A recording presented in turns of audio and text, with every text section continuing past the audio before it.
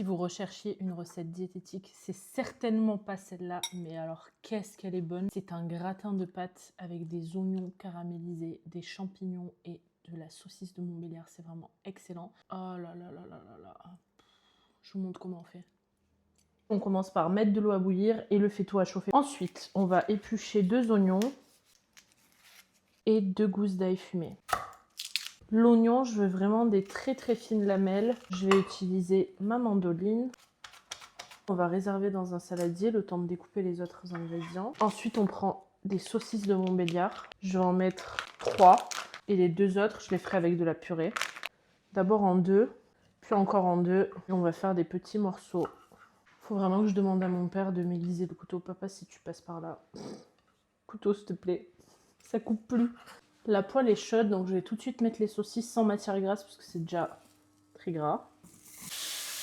Là, ça a rejeté de l'eau et du gras, donc je vais enlever les saucisses et je vais mettre les oignons. Entre temps, c'est en train de bouillir, donc je vais mettre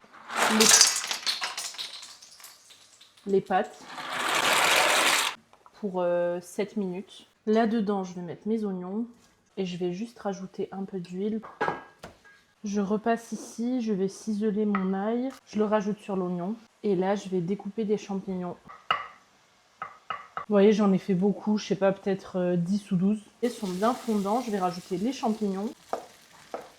Je vais laisser revenir tranquillement. Les pâtes, j'en suis là, donc je vais les égoutter.